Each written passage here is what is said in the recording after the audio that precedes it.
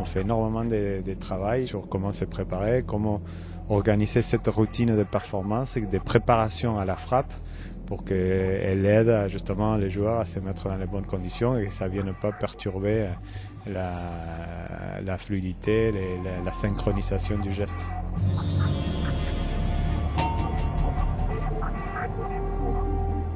Les interventions avec les joueurs pendant l'année, c'est un travail à 3 axes, disons. C'est la technique, appuyée sur les aspects biomécaniques, et tous dans une préparation mentale très spécifique.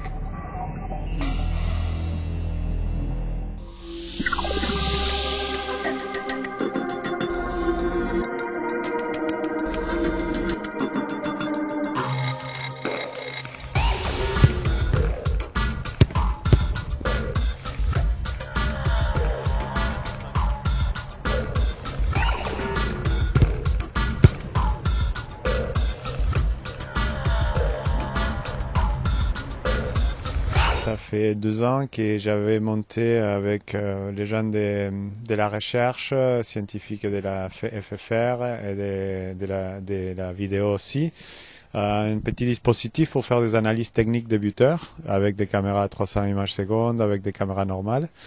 Et entre-temps, on a commencé à voir si on pouvait aussi lier ça à une analyse biomécanique plus spécifique.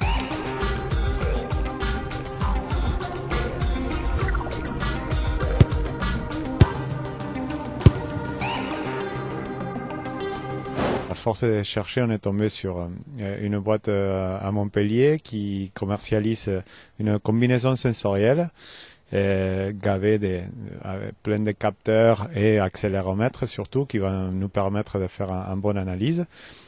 Et on a développé avec eux depuis un an un petit logiciel où on arrive à voir et les images au ralenti ou avec des images 300 images secondes des caméras avec tous les données biomécaniques. Donc on aura d'un côté les courbes cinématiques, les vitesses angulaires, par exemple des hanches, l'extension du genou, la vitesse, l'accélération au point d'impact au niveau du pied, etc., etc.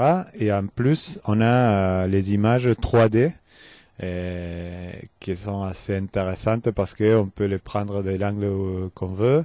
Et on peut vraiment marquer des points, par exemple, pour essayer de suivre les centres de gravité, comme ils se déplacent, et on peut vraiment rentrer dans un détail.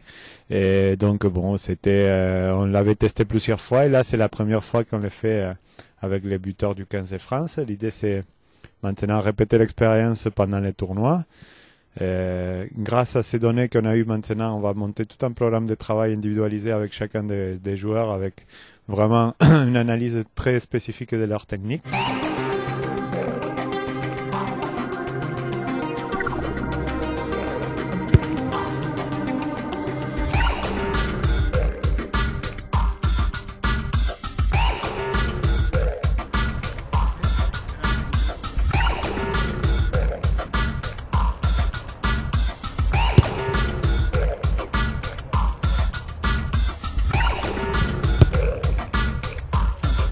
Je ne suis pas un artiste de la technique, au contraire, mais la réalité c'est que c'est en contrôlant une technique efficace qu'on pourra être vraiment performant sur le terrain derrière.